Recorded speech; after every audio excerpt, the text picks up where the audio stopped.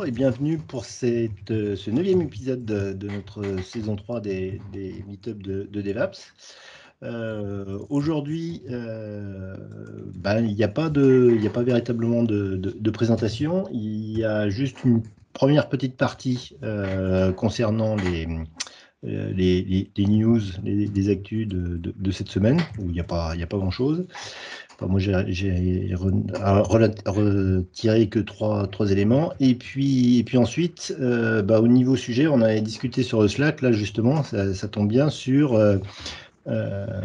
puisqu'on avait enregistré ce midi un nouveau podcast sur du clean code que Denis Voituron est en train de monter ardemment et qui sera disponible certainement ce soir ou demain matin, on va dire demain matin plutôt. Faire suite un petit peu à ce podcast pour ceux qui nous ont suivis sur Twitch, pour parler un petit peu de clean code. Et il y a Thierry Rostand qui était très, très bavard sur ce sujet-là, donc qui va peut-être en parler ce soir.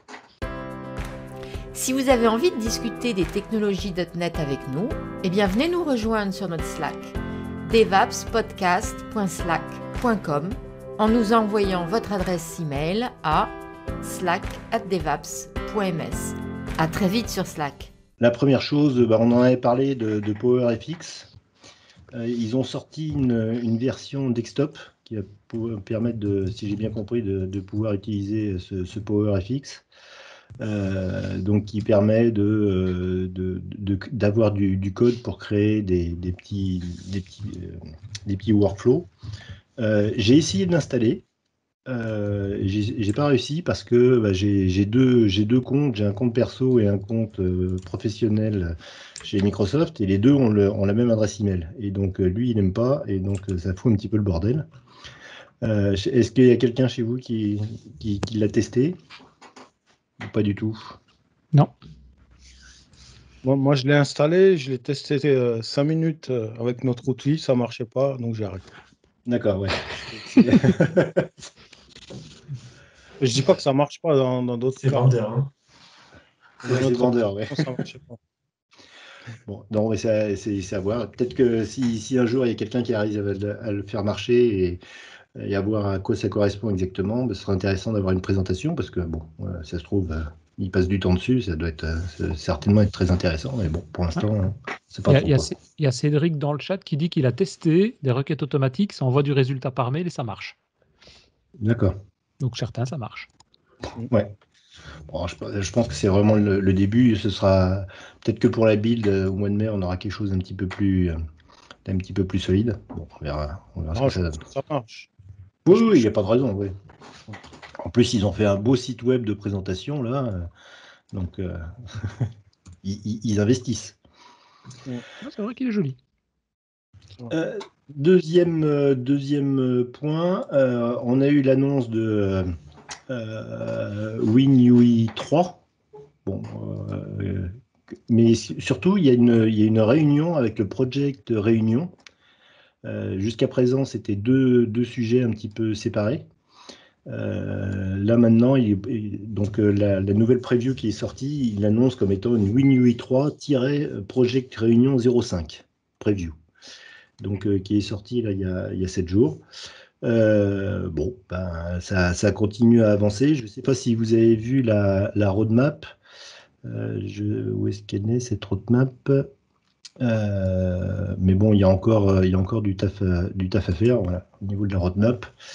Donc, en gros, ce qu'ils ont prévu comme prochaine étape, la version 0.8, qui sera au mois de mai. Donc ça, je pense que c'est pour la build, où ce sera un peaufinement de cette version 0.5. Et puis, pour le futur, alors on ne sait pas du tout pour quand, c'est là où on aura le support des déploiements de type non MSIX, le support de XAML Island, et surtout que ça puisse fonctionner sur les futurs Windows 10X. Voilà, donc c'est toujours en cours de développement. Je sais pas, à chaque fois je pose la question de savoir s'il y a des gens chez vous qui l'avaient déjà utilisé. Pour l'instant, j'ai personne qui l'a vraiment utilisé, quoi. Donc, on va. Moi, j'aurais voulu l'utiliser avec, enfin, du moins le tester, voir visuellement à quoi ça ressemble avec Blazor notamment, mais j'ai pas trouvé quelque chose sur ça. Je sais pas même pas si ça existe. Ils avaient parlé à un moment donné qu'ils allaient sortir une version pour Blazor, je pense. Pour Blazor? Ouais, Non, non? c'était plutôt Maui. Oui, c'est plutôt. Ah, c'est Maui, ça. Oui, oui, oui. Non, là, c'est vraiment. Enfin, Bah ouais, c'est il la avait que du Xamel ici. Ouais, c'est un peu la suppression anciennement les applications pour Windows 8 et Ouais, c'est ça. uniquement le support pour. Personne n'en développe, donc personne s'en. Ouais, tout le monde s'en fout. Quand j'ai vu dans les fonctionnalités, il y a le WebView 2 qui est mis dedans. Ça, j'ai eu l'occasion de le tester rapidement pour mettre un petit site web dedans. Ça marche vachement bien, ce truc-là. C'est juste intégrer un package NuGet et tu as directement une WebView et tu tapes ce que tu veux dedans pour surfer. Oui, oui, bah, normalement, Anthony devrait l'utiliser bientôt. Parce on a un projet commun là où on a une partie où dans l'application où on doit aller consulter une GED qui est Ah ouais. consultable uniquement par un site web. Ah ben voilà. Donc, là, Il y pour a- l'instant, la preview ne marchait pas, mais. C'est quoi une Merci. GED? Pardon? C'est quoi une GED? Gestionnaire des documents. D'accord. Ouais. Il y a juste un truc, c'est que tu te rajoutes à peu près 100 mégas à ton exe, à ton application finale, en composant et en bibliothèque supplémentaire. Hein. Ah oui. Ah Ouais. bah oui, puisqu'il intègre. Je pense qu'après, ils ont planifié de pouvoir mettre pas uniquement l'intégration de Edge dedans, mais pour le moment, il est dedans. Quoi. D'accord. Donc le package NuGet, c'est un beau paquet NuGet. Quoi. Ouais. Après, il faut savoir, ouais, comme il y a justement, on arrive c'est un enchaînement parfait là avec Edge. Donc Edge qui va avoir une mise à jour qui a une mise à jour toutes les 4 semaines. Et une mise à jour pour les entreprises spéciale qui sera toutes les 8 semaines pour éviter pour les DSI qui sont un petit peu frileux d'avoir une mise à jour un peu trop régulière. Et donc ils ont prévu un canal qui sera spécial entreprise, donc il y aura un rythme un petit peu plus long pour pouvoir mieux l'intégrer. Mais justement, en concernant ce package NuGet, je ne sais pas comment ça marche par rapport aux versions de Edge, si dès qu'on fait une mise à jour, comment ça se passe. Actuellement, non, il intègre dedans, puisqu'il te fait 100 mégas, parce qu'il prend la version de Edge et il est standalone. Quoi. Donc tu as tout dedans. Ouais, donc ils doivent mettre à jour leur package NuGet à chaque fois qu'ils font une mise à jour de Edge. Ouais, je suppose. Mais je sais qu'ils avaient parlé de pouvoir le relier au Edge installé. Ouais. Mais ça, j'ai rien trouvé là-dessus pour le moment. Moi. Oui, puis alors si tu as les deux Edge installés, c'est-à-dire que tu as la version Canary et la version standard, alors là, ça devient un peu le soupe, quoi. Je veux dire que nous, on vient de l'intégrer et on a bien galéré avec les contrôles télériques. Juste au cas où quelqu'un utilise ça avec les contrôles télériques. Oui, parce que ça marche pas. Tu me fais peur là. Parce que moi, là, il faudra que tu me contactes parce qu'on a trouvé une solution. Et si tu utilises une RAM. Écoutez, on arrête le podcast tout de suite. Et c'est quoi que tu dis l'intégrer le WebView? Ouais. Parce que le WebView, c'est un browser normalement. Ouais, mais il y a un problème avec le contrôle télérique RAD Window quand tu hostes le WebView dans un contrôle télérique RAD Window. Ah ouais, ok. J'ai pas testé, j'ai pas fait. Ok. Bon. Au cas où, moi, j'avais noté 2 autres trucs là. Ouais, vas-y. On en a parlé il y a quelques temps, le Windows Community Toolkit 7, la version 7 qui vient d'être annoncée. Alors, la partie dont on avait parlé, c'est la partie MVVM. Ah ouais. Qui est ce qui va remplacer MVVM Lite. Alors, encore une fois, attention à ceux qui font du WPF parce que c'est pas 100% compatible. Mais sinon, c'est vraiment intéressant comme projet. Je pense qu'il y a pas mal de contrôles. Et là, la partie MVVM est vraiment intéressante. Et le deuxième truc. Est-ce que tu peux utiliser que la partie MVVM ou tu es obligé de te prendre la totale? Non. Ouais, non, tu peux prendre juste la partie MVVM. D'accord. Tu vois, c'est un NuGet. Je pense que ça va aller sur NuGet. C'est un NuGet avec ça, quoi. Par contre, comme MVVM Lite, la partie Messenger, toutes les parties relay, commande et tout ça, tout est ensemble. Donc ça, tu prends tout ensemble. Mhm. Mais je suppose, il utilise le nouvel injecteur de .NET, quoi. Injecteur de dépendance. Parce que Weblight, il utilisait son propre injecteur, Ouais, enfin son ouais, injecteur, ouais, un ouais. truc de Microsoft. Non. Ouais. Ouais. Il n'y a plus de Là, dépendance. je suis plus sûr à 100%, donc je vais pas dire de bêtises, Mhm. mais j'imagine que c'est le cas, ouais. Bah, je suppose, ouais. Ouais. Ouais, c'est cool. Et sinon, l'autre truc qui m'a bluffé, c'est, je sais pas si vous avez vu ça, Virtual X86. C'est dommage parce que c'est un truc qui utilise WebAssembly. Et pour les plus anciens, je sais pas si vous vous rappelez ReactOS. Bon, Windows, vous connaissez. Mhm. Ouais. Et en fait, vous pouvez faire tourner ReactOS dans votre browser à Avec du travers WebAssembly. WebAssembly. Ouais. Ah ouais. Ah, c'est cool. C'est assez bluffant. Bon, c'est un peu lent, quoi, mais. Ils ont fait quoi? Ils ont recopié sous forme de WebAssembly le Franchement, j'ai OS? pas regardé assez pour te dire, mais. Non, je suppose que c'est un émulateur de x86, c'est ça que tu avais l'air de dire? Il me semble que c'est ça, oui. Ouais, c'est un émulateur de x86, mais je sais pas comment ils ont eu les trucs pour faire tourner Ah, Windows. les images. Ah, ils les ont peut-être. Ouais, je sais pas. Bonne question. Ah, si, bah tu vois, setup, ils ont dû faire des trucs avec une installation, je sais pas exactement. En tout cas, c'est assez bluffant de voir ce qu'on peut faire avec WebAssembly, quoi.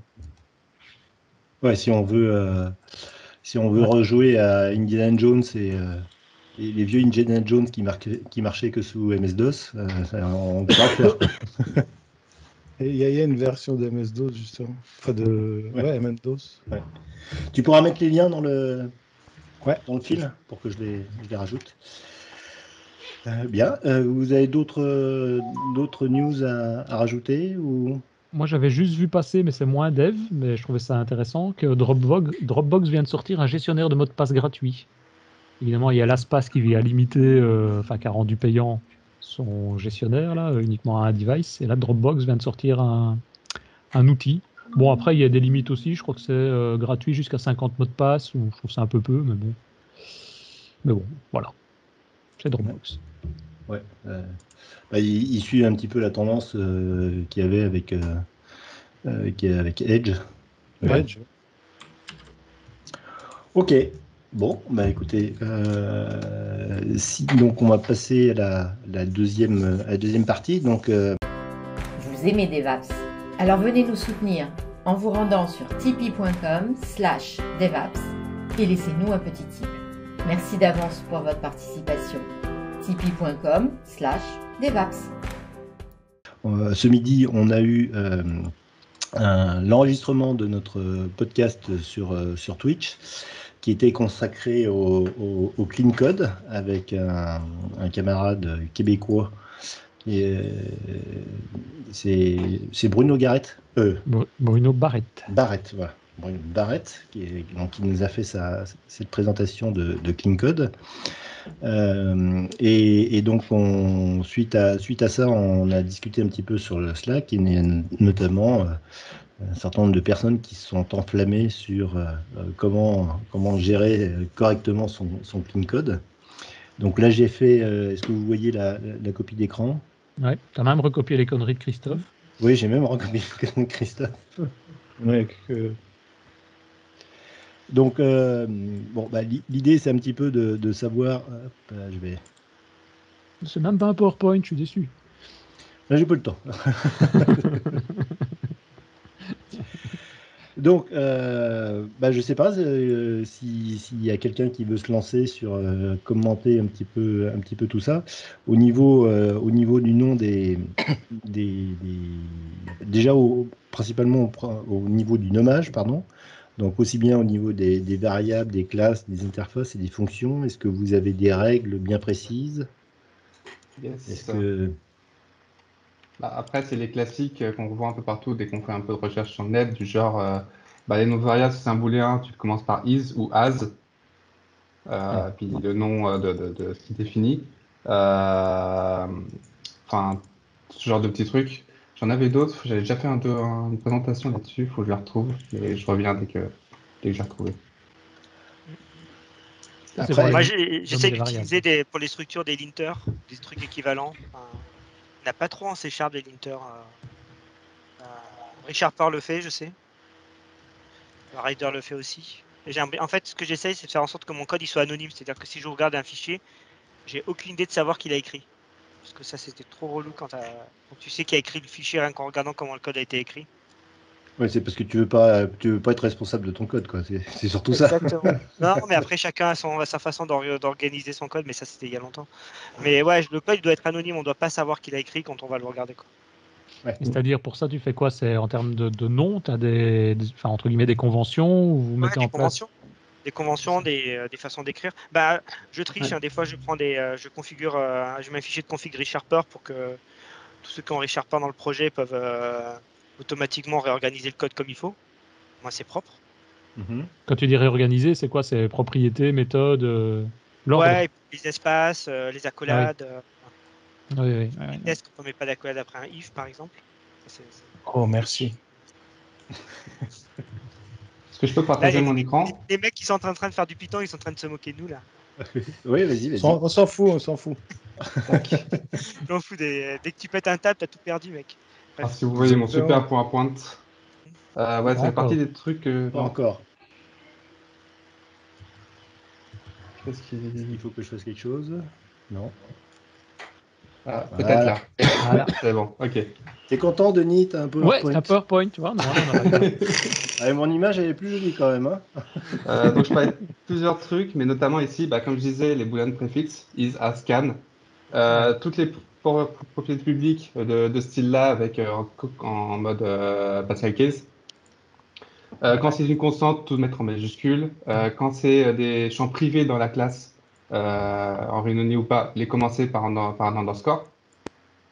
Ce qui permet de vraiment définir, quand je tape underscore, je sais que je vais tomber uniquement sur mes propriétés privées. Ouais. Et Et tu j'ai utilises pas plus this. qu'à. Voilà. Je mets aussi les Tu utilises méthodes pas qui le finissent this, par non? booléen, par Alors, les verbes, les méthodes, c'est que des verbes.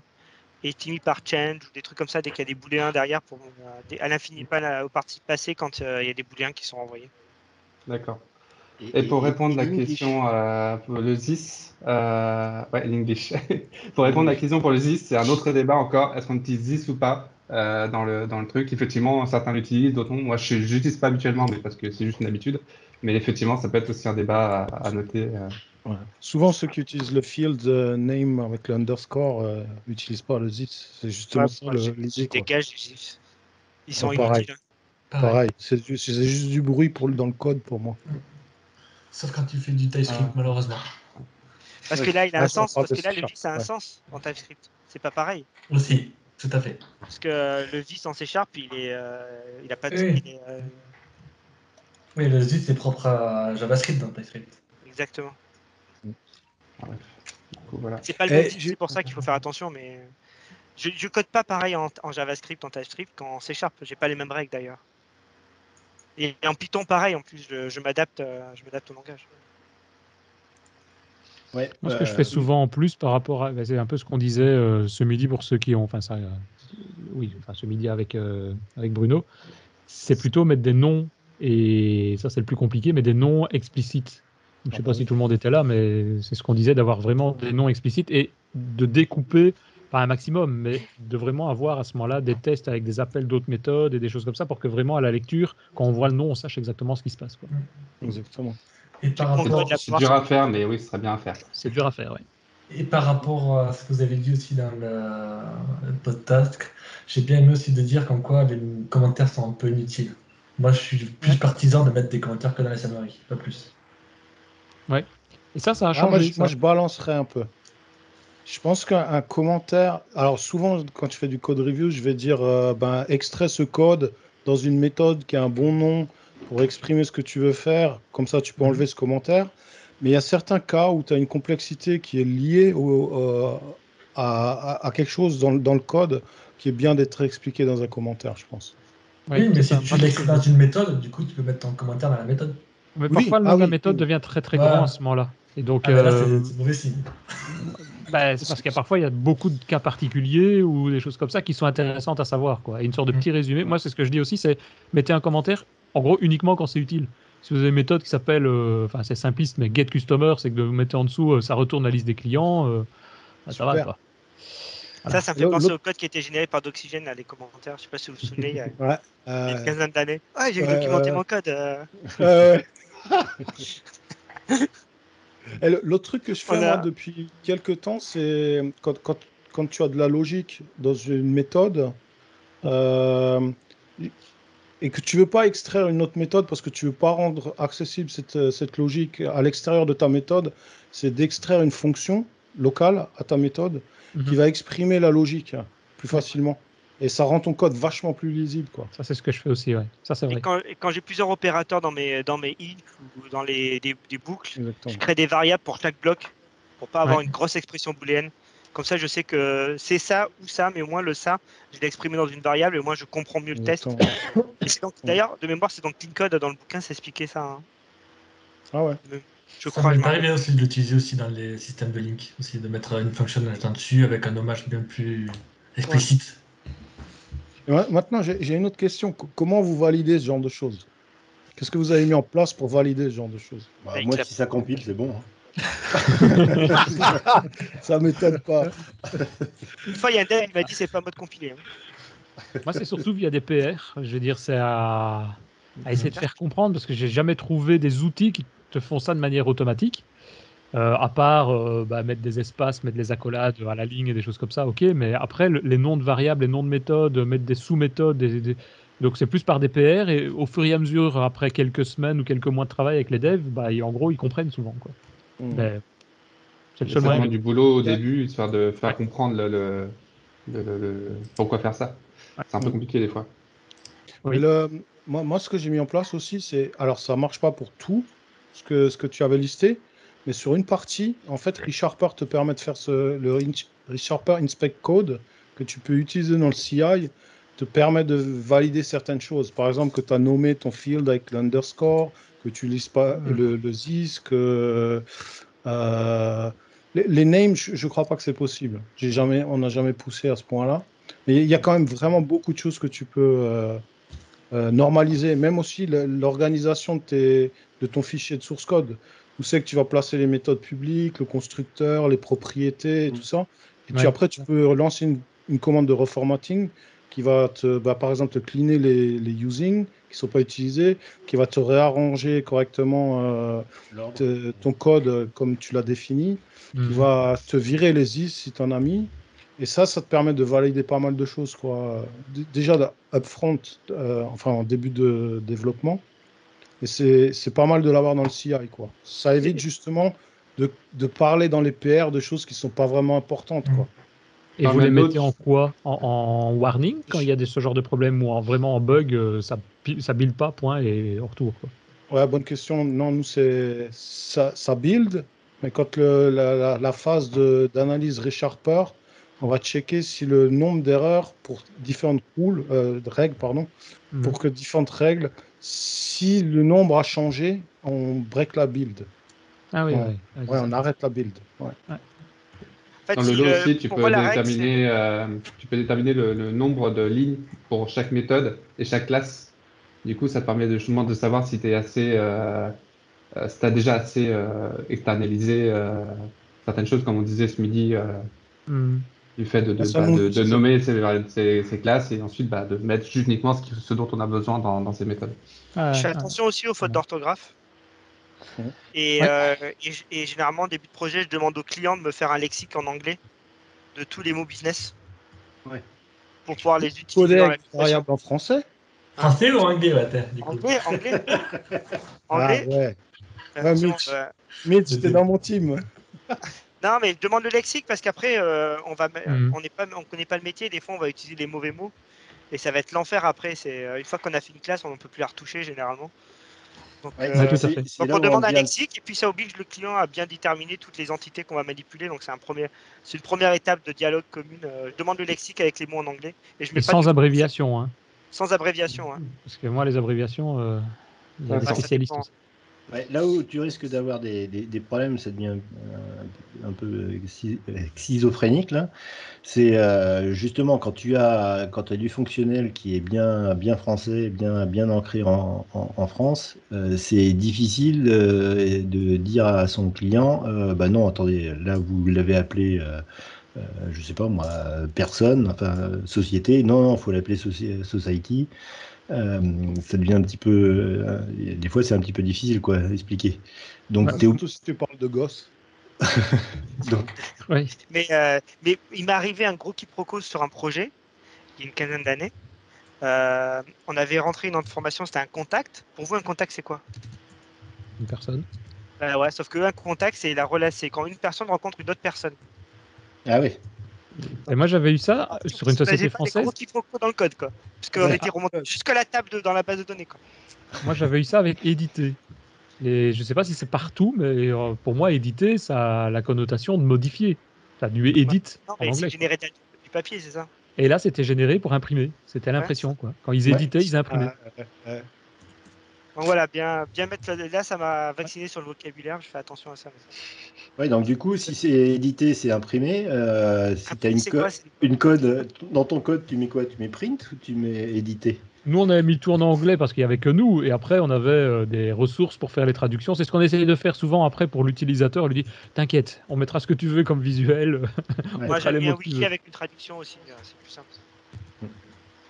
Et Ça permettait d'avoir des définitions aussi. C'est-à-dire que le business, il mettait le nom en français.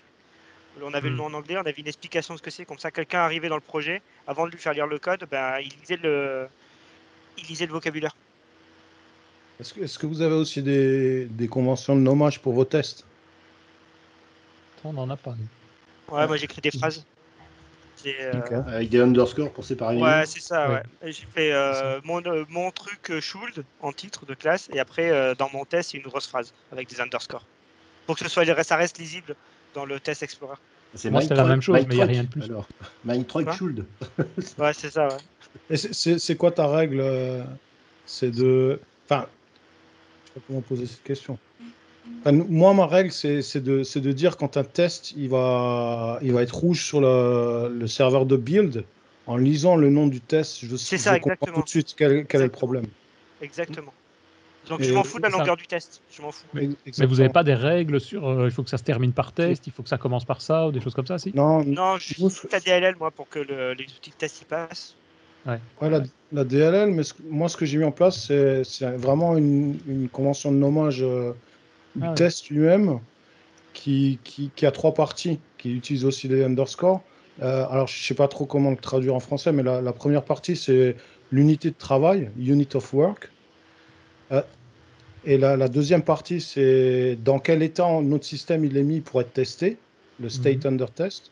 Et la troisième partie, c'est ce qu'on attend comme comportement, Résultat. expected Ouais. behavior. Et ça permet de suivre ce qu'on appelle en testing le triple A, là, arrange, act, accept. Certes. Et c'est une naming convention qui marche pas mal. Ouais, c'est intéressant, ça. Le plus important, c'est quand le test il échoue, tu puisses le lire.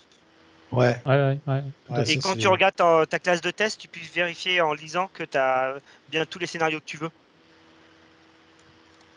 Nous, ce qu'on fait aussi, c'est on groupe par des sous-classes des fois. Tu vois, pour Ouais. groupe, on a une classe de plus haut niveau et des classes peut-être qui vont grouper un comportement et tester un certain comportement, justement pour rendre plus lisible tous les sets de tests. Et, ça marche ça, quand tu as des sous-classes dans les. Ah ouais. J'ai jamais essayé Avec, ça. avec un unit, ça marche. Ah ouais, alors ouais, mais ça ce sera une autre On va question. pas lancer hein. le sujet là parce que Vous le sentez Un bien unit là, X hein unit. Vous sentez... Pourquoi une unit plutôt que. C'est lequel que tu prends? ouais, putain. Ouais. Après, dans les. Oui, il y a la structuration du code avec, avec les projets et les espaces de nom. A priori, tout le monde est d'accord sur le fait que dès qu'on a un dossier, toutes les classes qui sont à l'intérieur de ce dossier sont dans le namespace correspondant. Il y a juste une chose qui m'intéresse concrètement actuellement. Concernant les API. Comment est-ce que vous structurez le nommage alors, on n'a pas que le nommage des API, mais l'organisation des API au sein du code. Je m'exprime. Vous avez donc le dossier contrôleur dans lequel vous pouvez mettre l'ensemble de vos contrôleurs, mais vous avez très certainement des sous, entre guillemets, pas des sous-régions, mais des domaines Tu parles de particuliers. Web API, Richard. Ouais, je parle de Web API. Ouais. Je sais pas, moi, par exemple, si tu as une Web API qui est société, donc /1, ça te renvoie à la société dont l'ID est 1. Et puis, si tu as société /1 /personne, ça te renvoie à l'ensemble des personnes qui sont dans la société 1. Ce contrôleur personne, vous le mettez où? Ah.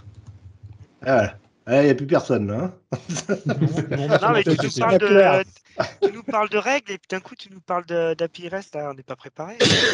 On met ça dans l'organisation principale. Généralement, moi j'en crée un à côté.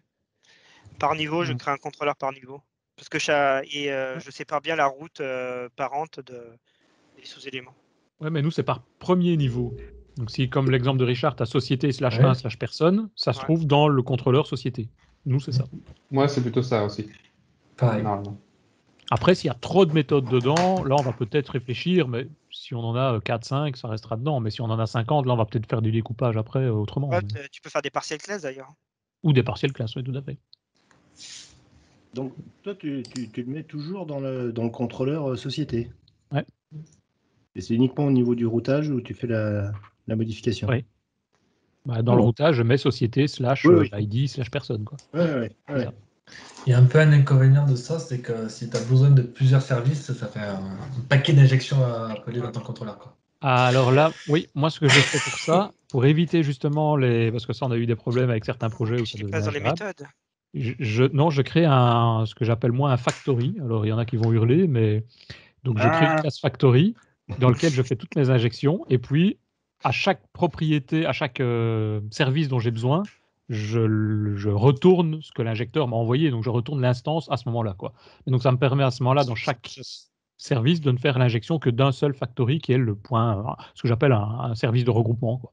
Ouais, tu as essayé de les injecter par méthode? Tu mets ça, là, tu mets sous le tapis, ça. Là, tu mets la poussière sous le tapis, là. Richard, il découvre au Denis, il fait, mais je ne passerai plus jamais avec toi.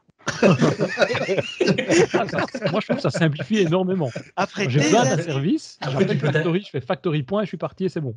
Après, avec SPNet Core, tu peux t'injecter le service provider et automatiquement récupérer le bon service. Ouais, et bien après, tu as un service locator et tu as tout qui vient avec. Quoi, donc, voilà, c'est ça. Ah oui, mais tu dois rajouter des méthodes, get service, typé ou des choses pareilles pour pouvoir l'utiliser. En fait, le problème, c'est la classe, c'est la structure du langage qui nous impose finalement, Richard, ta question. Les contrôleurs, c'est imposé par le langage, en fait. C'est le langage qui nous impose d'avoir des classes pour stocker des actions.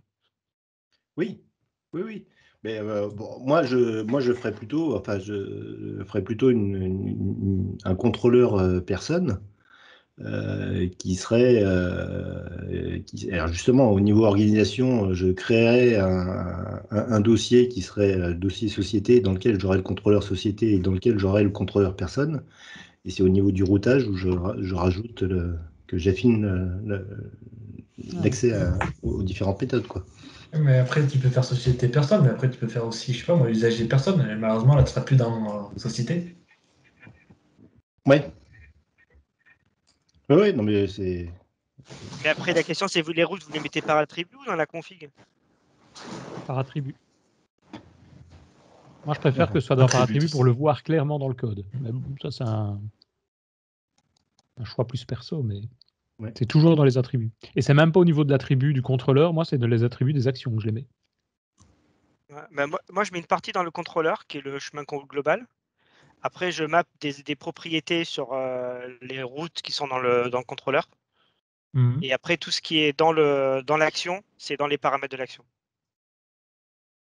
Ouais, mais à ce moment-là, tu n'as pas une vue globale, moi, je trouve, de la route. Parce que dans l'action, tu as que le morceau qui reste par rapport à l'action, à la route principale. Ouais, mais mon contrôleur, après, je peux vérifier dans le contrôleur que les autres parties, elles sont bonnes et que ça me le fera sur toutes les actions. Ouais. Tu risques pas d'avoir une typo sur une des méthodes, c'est ça? Ouais, c'est ça. Comme ça, je suis sur toutes mes routes, elles sont identiques. C'est vrai. Et si je veux changer ma route, je le change qu'à un endroit, celle du contrôleur. Mm. Et je crois que je peux injecter un comportement qui est unique qui est appelé à chaque méthode en plus, je crois. Après, dans les autres notes, il y avait le to do. Ah, Alors, d'expérience, le to-do, à un moment donné, cette application, il y en avait je ne sais pas combien. Et je me dis que c'est pas plus mal de les mettre, même si tu ne les traites pas, parce qu'un jour, au bout d'un moment, il y a quelqu'un, peut-être le lead dev, qui va dire bon, il y en a assez, j'en ai marre des to-do, demain, tout le monde va corriger les to-do. Voilà. Ouais. Donc, potentiellement, effectivement, c'est peut-être inutile, mais au bout d'un moment, il peut peut-être y avoir un déclic qui fait que faut pas les faire, quoi. Moi, j'avoue que je les mets aussi, mais plus pour vraiment un bloc-notes en me disant ça doit être fait dans les quelques jours. Ce n'est pas un truc qui va rester là pendant 3 mois. Ouais. vous le mettez dans le code et le code, il est commité, il est pushé? Ouais. Ouais. D'accord. Moi j'ai une approche qui est différente. Dans Rider, en fait, j'ai configuré Rider pour que quand je fais un commit et qu'il y a un to-do, j'ai une alerte. Et je dois Amener le coche. je dois vraiment décider ce que j'en fais, quoi. Est-ce que je le push ou est-ce que je fais tout de suite l'action, quoi? Moi, je l'efface. Vous rigolez, mais c'est exactement ce que j'ai fait. La première fois qu'il m'a fait essayer Rider, Laurent, il y avait un code, il y avait un to-do, ça m'a énervé, j'ai effacé le to-do. Et t'as fait quoi derrière? Tu t'es créé un ticket? Ah, j'étais fier de moi, j'ai supprimé. Après, il y a pire. Moi, dans des logiciels que j'ai vus, j'ai vu des to-do et après underscore à faire. J'ai dit, bon, ok, d'accord. Peut-être qu'ils ne savaient pas que ça veut dire to-do en anglais. Peut-être. Non, parce que je crois que quand tu mets des slash to-do, Visual Studio, il te les capture. Oui, on peut les récupérer pour faire une liste. Tu as une fenêtre to do dans Visual Tu Studio. les fais, tu mets done fait, c'est ça? Ouais. To-do à done. Pour refaire la pub de ReSharper, il y a l'explorateur de je sais plus quoi, où tu peux dire justement, il te sort la liste des to-do qui sont à l'intérieur de ta solution. Donc tu peux naviguer comme ça assez rapidement pour voir quels sont les to-do qui sont en cours. Et ce qui est drôle, là on parlait des to-do, mais il y a également un autre truc, un autre regex qui est à l'intérieur de cette fenêtre de ReSharper, c'est les not implemented exceptions. Parce que vous parlez des to-do, mais il y a aussi les je le ferai plus tard. Et donc, pour l'instant, parce que je suis un bon codeur, je vais lancer une exception pour être sûr qu'on puisse le voir au moment de l'exécution. Mais les throw new not implemented exceptions, on le retrouve un petit peu de partout, quoi. Et je ne sais plus quel était le type de classe ou de code que générait Visual Studio, où ça génère automatiquement un throw not implemented exception. Je sais plus. Enfin, Oui. En tout cas, avec ReSharper, il y en a plein, hein. Quand tu fais un truc, une nouvelle méthode, un truc comme ça, c'est le premier code que tu mets. Et le truc à noter avec ReSharper et le to-do, c'est que tu peux lier aussi une regex dans le to-do. Par exemple, imagine que tu utilises un ticket Jira et tu peux mentionner le ticket dans ton to-do. Et en fait, quand tu vas bouger ta souris sur ton to-do, il va te transformer le Jira ticket en un lien que tu peux cliquer et naviguer vers l'issue dans Jira, dans GitHub, dans ce que tu veux. Et ça, c'est relativement pratique. Donc ça fait un lien dans le code alors. Ouais. Et Ça, c'est nous, cool. ce qu'on essaie de faire, c'est que justement, quand on fait un to-do, on crée un ticket derrière, s'il va dans le code, si on le laisse Ouais. dans le code. Comme ça, on est sûr qu'on a un ticket qui va traquer ce truc-là, quoi. Et on essaie ça, de c'est le intéressant. résoudre rapidement. Et du coup, ça permet aussi de mettre des to-do en mode, disons que quand tu poses des to-do, tu fais pas juste comme ça. Tu sais qu'il va y avoir un ticket, qu'il va y avoir un process, qu'il y a quelque chose. Du coup, tu mets pas un to-do pour rien, quoi. Et ça, c'est quelque chose de cool. Exactement. Ouais. Ouais. Pour le not implemented exception, c'est ce qui se passe quand tu crées une interface et que tu implémentes cette interface automatiquement pour Visual Studio dans ta classe. Et toutes tes méthodes auront un nul implemented exception. D'accord. C'est juste. C'est juste. Ouais. Ensuite, dans les remarques, il y a écrire du code classique et lisible par tous ou utiliser les dernières subtilités du langage. Alors, j'ai envie de dire, ça dépend des subtilités du langage. Ouais. Si Tu vois, c'est je vois en utile ou pas. C# 9, tu sais, quand tu peux dire new parenthèse parenthèse. Nous, on a l'habitude d'utiliser le var. Ouais. Et donc le new avec parenthèse, parenthèse, bien sûr, ça marche pas, mais on ne veut pas changer et voir le type devant, quoi. Par contre, il y a certains endroits où utiliser le new, où tu dois déclarer, par exemple, pour un field, tu dois donner son type devant, mais la lambda qui l'initialise, tu peux très bien dire new parenthèse, parenthèse. Et ça, je trouve que c'est pas mal parce que tu évites de la duplication de code, de l'information qui est redondante dans ton code, quoi. Mhm. Et c'est vrai que je pense que ça dépend de la fonctionnalité. S'il faut même pas aller si loin, hein, il y a quelques années encore, tu avais le mot dynamique. Moi, je l'ai interdit par convention. Bon, peut-être sauf sur exception après, mais on n'en a jamais eu. Mais donc, il est interdit d'utiliser dynamique dans le code, quoi. Ça, on a ça dans les interviews pour nous. Pourquoi de demander s'il l'utilise ou demander à quoi ça sert? Ah, c'est une question, de savoir si les gens ils savent à quoi ça sert, quoi. À quoi ça sert?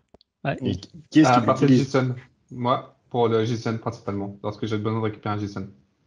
C'est dynamique par défaut. C'est Ouais, c'est vachement bon. plus simple.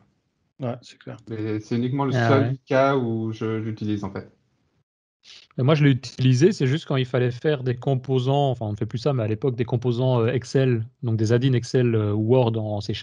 Quand tu fais la communication API avec Excel ou Word, utiliser dynamique, ça simplifie énormément les choses, quoi. Il faut l'écrire en Parce que VB, tu n'as pas les c'est mieux. Ou écrire en VB, ouais. Ouais. Ouais, j'ai encore les bouquins de VB, hein. C'était mon premier langage, hein. Comme toi, Richard. Avant, c'est Sharp. On s'est Waouh. tous posé la question à l'époque, est-ce qu'on passe à C# ou est-ce qu'on reste en VB? Voilà. Dites le contraire. Il y a l'inverse aussi. Moi, je suis toujours en VB et en C#. Tu fais encore du VB? Non, un peu net, par contre. Désolé. Ouais. Casse la tête. Le Ouais. dernier Mohican est parmi nous, quoi. Non, moi, je dirais pour l'histoire des dernières subtilités du langage, c'est aussi le degré j'allais dire, de compréhension des nouveautés ou d'apprentissage de ces nouveautés, quoi. Oui, C'est-à-dire c'est un peu comme l'équipe. moi, des fois, la maturité de l'équipe. oui. Ouais. Oui, c'est vrai. Donc, est-ce que j'arrive à comprendre, est-ce que pour moi, le code est parfaitement lisible ou est-ce que je fais un effort pour arriver à le comprendre, quoi. Donc, Tu vois, un exemple concret que dernièrement que j'ai vécu, c'est l'utilisation des dernières possibilités de pattern matching. Il y a des bouts de code souvent qui sont bien simplifiés avec ce genre de possibilités-là, quoi. Moi, c'est vrai que j'ai tendance un peu à forcer mon équipe à justement prendre du temps pour apprendre ces nouveautés et justement pour pouvoir les utiliser. Mais après, pas utiliser parce que c'est nouveau, parce que ça t'apporte quelque chose, parce que le Oui. code devient Ouais, c'est ça. plus lisible, quoi. Bah, ça fait gagner des lignes, quoi, pour certains trucs. Exactement, exactement. Il y a aussi le cas où je vais prendre par exemple, il faut connaître aussi ce que fait le bout de code en question. Si je prends le cas du is qui permet de déterminer si un type de cette variable est de ce type-là en fait. Mais en fait, le is réellement derrière, ce qui va se passer, c'est dans le MSIL, on va avoir un cast avec le as. Donc si mon objet has tel truc, ensuite il y a un check s'il est nul ou pas. Et généralement, ce qu'on voit dans les codes, c'est if mon objet is cette classe-là, alors en dessous, tu vas faire un as. Mais en fait, le as, il est déjà fait dans le is à la compilation, en fait. Mais la Et du coup, nouvelle tu fais deux écriture fois. maintenant. Mais avec la nouvelle écriture, maintenant, c'est plus pratique. Parce que du coup, après le is, tu peux mettre un nom de variable. Avec la nouvelle écriture, ouais. Mais Voilà. du coup, par rapport à... Mais d'où l'importance qu'il faut savoir quand même ce que ça fait derrière. Parce que du coup, Ouais. si tu fais ça dans une boucle à plusieurs itérations, au bout d'un moment, tu fais deux fois la même chose, le truc, il pète un câble, quoi. Tu perds en performance et tout. Enfin, ça peut être... Surtout si la conversion est assez complexe. Donc, Voilà, quoi. Faut vraiment savoir quand j'ai su ça, j'ai fait plus jamais j'utilise le is, quoi. Parce que... Ouais. Maintenant, je c'est- le réutilise grâce à Richard. Moi, parce qu'avant, Exactement. je faisais que des as et des if. Et quand j'ai vu qu'avec le is, on peut mettre une variable après, je me suis dit, en fait, c'est encore mieux. Ouais, mais du coup, ouais, dans la compilation, ouais, il doit faire en sorte que ça passe. Mais ouais. Mais est-ce que vous étiez voir le code intermédiaire? Ça tombe, il fait le test et puis il fait un as, il refait le as après, hein. Vous savez pas, hein. Ouais, ça vérifie. Ensuite, concernant, alors là, je pense que, quoique, concernant les régions, Oh, non. Et... quoi? Non. Non. Juste pour le copyright du code et les using en haut. Moi, je suis un gros fan, bizarrement. Ouah. Nous, Alors, ça dépend. On les a Ça déjà dépend de utilisés. quoi? Ça dépend de la taille du fichier. Par exemple, on a des sortes de fichiers, enfin pas des sortes, des fichiers de mapping donc des entités, mapping DB ou des choses comme ça, où il y a énormément de code qu'on crée.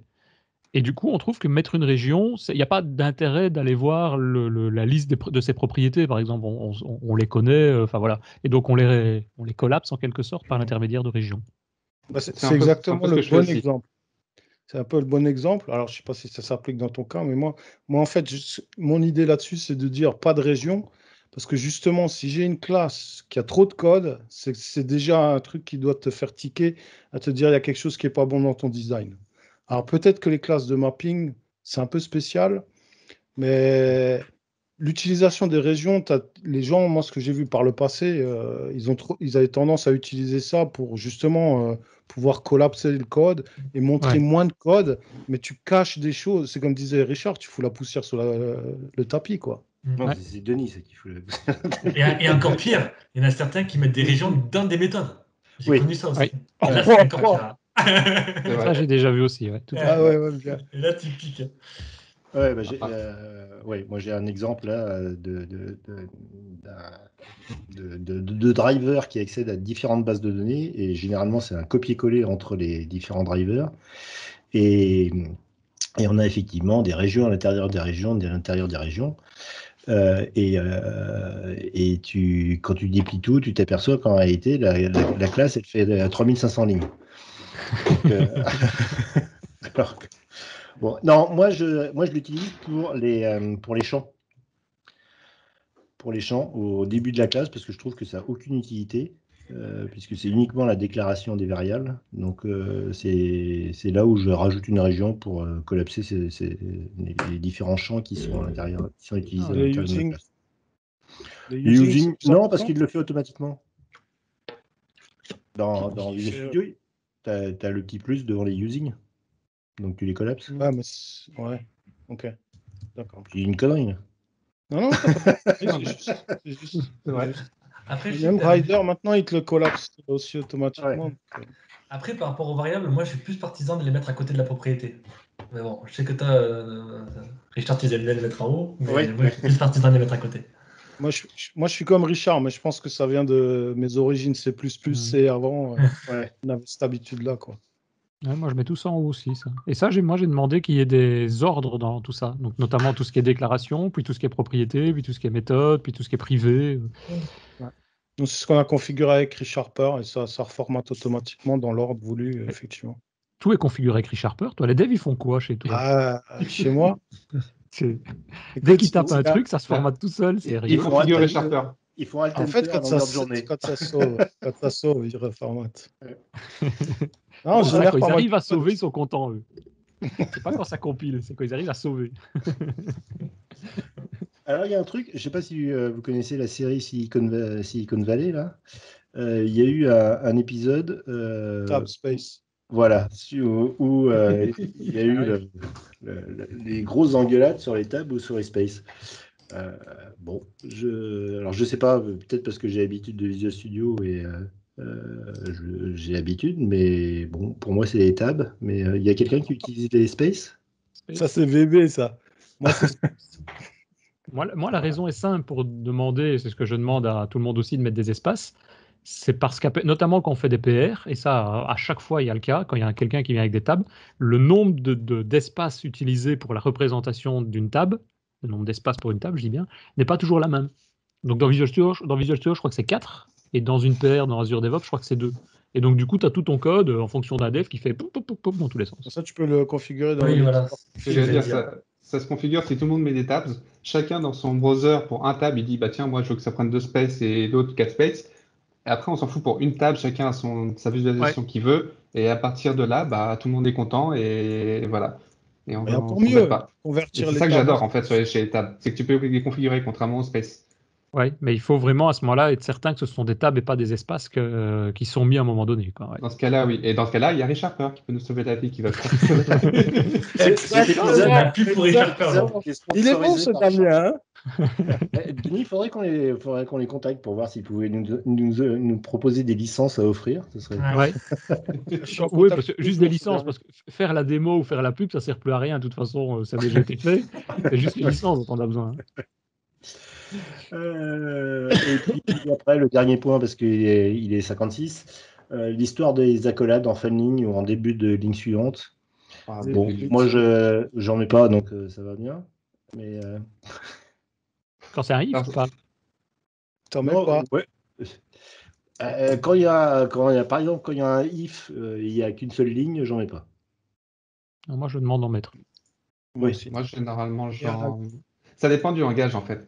Alors, je sais pas pourquoi, quand je suis en JavaScript ou en Go ou je sais pas quoi, généralement, c'est l'accolade à la fin du if.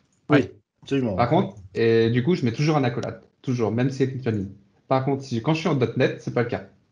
En Ouais, .NET, j'ai gardé les vieilles habitudes de s'il y a qu'une seule instruction, je mets pas d'accolade, et sinon, c'est des accolades en début de ligne. Bah, Bizarrement. pareil. Et s'il n'y a qu'une instruction et pas de else, vous le mettez sur la même ligne, l'instruction, que Non. le if Non, ou à la c'est ligne clair. suivante? Ça dépend de la Toujours à la longueur. ligne. Ça dépend de la longueur. Ouais. Donc tu demandes aux gens de réfléchir en fonction de la longueur, de le mettre à la ligne ou à la fin. Et je t'emmerde. Tu Du l'as moment fait du moment que ça compile, j'accepte. Ah, c'est bon, voilà. Alors, nous, c'est toujours en dessous. Et un autre question aussi, c'est tout con, je suis en train de penser. Est-ce que vous acceptez qu'il y ait plusieurs returns dans une méthode? Ouais. Non. C'est même plus simple Ça, parfois. Parfois, c'est même plus simple. C'est plus joli. Oui, mais il faut la trouver si on a plusieurs returns. Ça, c'est ce qui me dérange. Donc, tu dois lire en gros toute la méthode pour la trouver. Ouais, Sauf mais si on arrive à si ta méthode fait 5 lignes, c'est bon. Si ta méthode fait 20 lignes, Oui. désolé, mais il faut la refaire. C'est un peu Exactement. ça. Ouais, si la méthode fait 20 lignes, ça va encore. Quoi. Je préfère En fait, avoir ça- une variable, mettre le contenu dans une variable et faire le return de cette variable à la fin. Pour moi, ça permet surtout d'éviter les if-else. Parce que du coup, tu fais if, si ma condition n'est pas bonne, tu fais directement un return, et ensuite tu continues ton truc. Parce que sinon, ça demande à faire if, alors ton truc, else, ton truc, et des fois, ça va s'incrémenter, et ça va pas être pratique. Et du coup, le fait de faire un return directement, tu as tout sur le même niveau, et c'est plus joli à lire, en fait. Plus pratique. Et sinon, pour la pub, encore une fois, ça permet de naviguer sur les exit points de ta méthode. Tu as une Pardon fonction go to exit point. Et tu navigues sur les exit points de ta méthode. Pas mal. Et tant qu'on est dans le sujet, si vous faites plusieurs returns, c'est quoi votre habitude? De pousser le premier return le plus possible vers le début de la méthode ou de l'avoir à la fin? Au début. Pareil. C'est tous les cas d'exception qui sont genre, en fait, je veux pas faire mon traitement. Et généralement, c'est ça, en fait. Donc, dès le début, tu mets tous tes retournes qui permettent justement à ne pas exécuter le corps de ta méthode, en fait. Ouais, c'est un peu un travail par contrat, quoi. En fait, dès que les variables sont pas dans ton logique, tu retournes de suite, quoi. Ça. Ok. Bon, écoutez, Bon, du coup, on a fait un bon tour d'horizon, à moins que vous ayez un dernier point. Enfin, il y en aurait 250 000, mais je pense qu'on a... et puis, je pense que toute personne a sa propre opinion. Écoutez, je vous remercie. La semaine prochaine, on aura peut-être un petit truc de la part de Laurent concernant Dapper. Sinon, on verra ce qu'on peut faire. Sinon, j'ai d'autres sujets du même genre que Clean Code à proposer. N'hésite pas sur le Slack là, à proposer, on est toujours preneur. Parce que je pense que c'est intéressant comme discussion, ne serait-ce que de voir un petit peu les opinions de tout le monde et puis la façon dont chacun travaille. Eh bien, écoutez, on se dit à bientôt. Non, on n'a pas fait le sujet sur les mises à jour de BDD. C'est qui demande ça? Je parie que c'est... non, non, c'est Cédric. Non, on n'a toujours pas fait le sujet sur les mises à jour des bases de données. Et effectivement, moi, ça m'intéresse beaucoup. Donc, on va essayer peut-être de se mettre ça sur le coin de la table. Bien. Écoutez, normalement, donc demain, on devrait avoir le nouveau podcast de DevOps qui devrait être paru, puisque Denis va passer la nuit à faire le montage. Voilà, je vais essayer ce soir. Et puis, écoutez, portez-vous bien. Pour les Parisiens, profitez de votre dernière soirée. Et à la semaine prochaine. Ciao tout le monde. Allez. Salut. Salut.